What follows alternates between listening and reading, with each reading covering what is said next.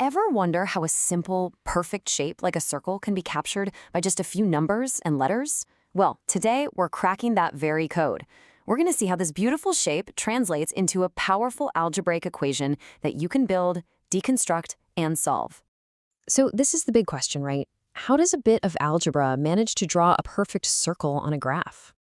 It honestly seems a little like magic, but I promise you by the end of this, you'll see it's all based on one beautifully logical formula.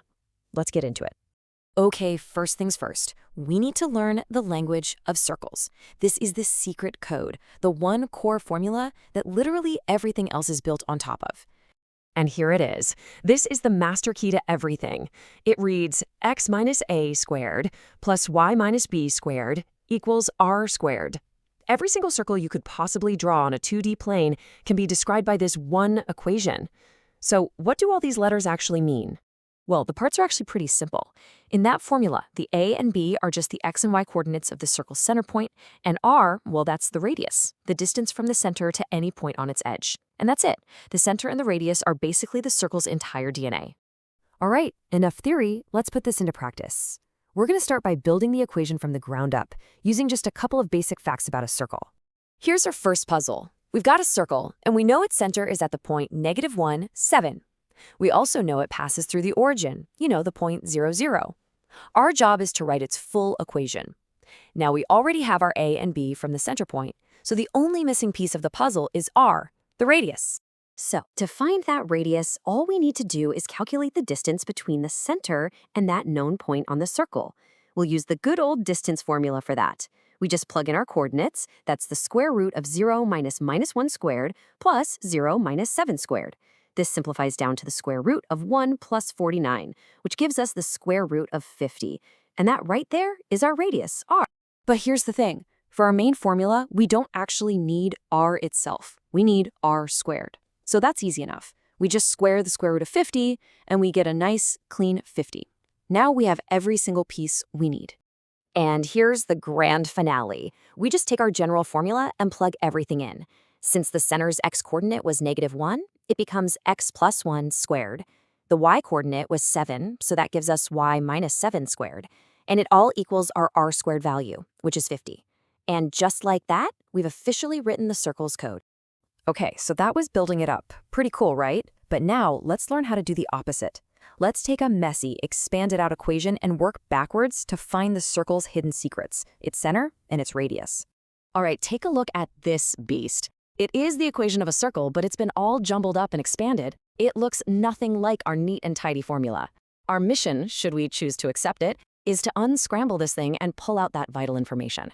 The secret weapon for a problem like this is a technique called completing the square. First, we group our x terms and y terms together and shove that constant over to the other side of the equation. Then we work on the x part, completing the square to get x plus 2 squared minus 4. We do the exact same thing for the y part, which gives us y minus 1 squared minus 1. Finally, we move those new numbers over to the right side, and suddenly, our messy equation transforms back into its perfect standard form. And just like that, the fog clears. From the x plus 2 part, we know the center's x-coordinate must be -2. From the y minus 1 part, the y-coordinate is 1. And the number on the right, 16, that's our r squared. So the actual radius r is just the square root of 16, which is 4. Puzzle solved. Now that we know how to deconstruct these equations, we can use that skill to solve a classic problem you see all the time, finding exactly where a circle crosses one of the axes. So the question is simple enough. We have our circle, we know its center is -2, 1, and its radius is 4. Where does this circle actually slice through the vertical y-axis? Here is the one simple but absolutely crucial piece of logic you need to unlock this whole thing. Any point, I mean any point, that sits on the y-axis has an x-coordinate of exactly 0. That little fact is our key. So all we have to do is substitute x equals 0 into our circle's equation. That gives us 0 plus 2 squared, which is just 4, plus y minus 1 squared equals 16. We subtract 4 from both sides, which tells us that y minus 1 squared equals 12. Then we take the square root, and you have to remember it can be positive or negative. So y minus 1 equals plus or minus the square root of 12. Add 1 to both sides, simplify the square root, and we get our two y coordinates.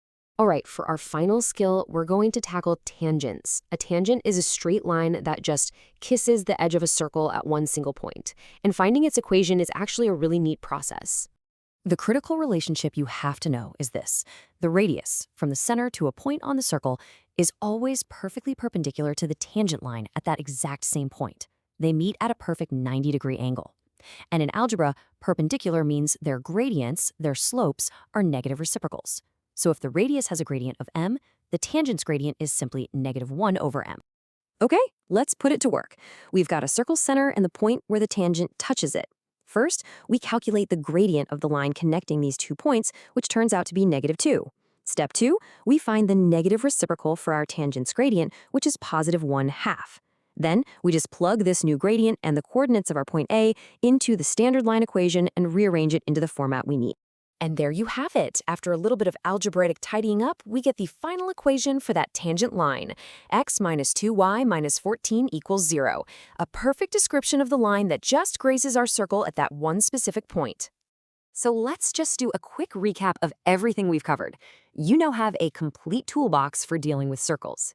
You can build the equation from scratch, you can break a messy one down to its core components, you can find where it crosses lines, and you can even calculate its tangents. You have totally cracked the code. But that leaves us with one last big idea to chew on. Everything we did today was on a flat 2D plane. What happens when you go into 3 dimensions?